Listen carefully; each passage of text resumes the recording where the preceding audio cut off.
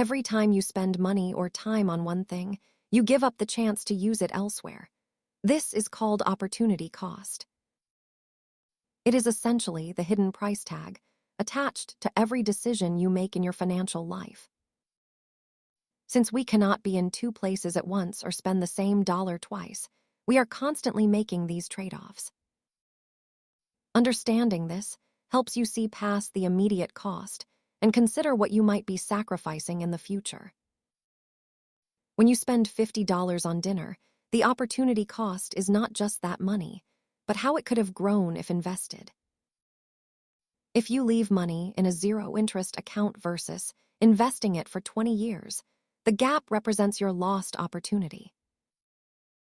Remember that money is just a tool representing your time and effort.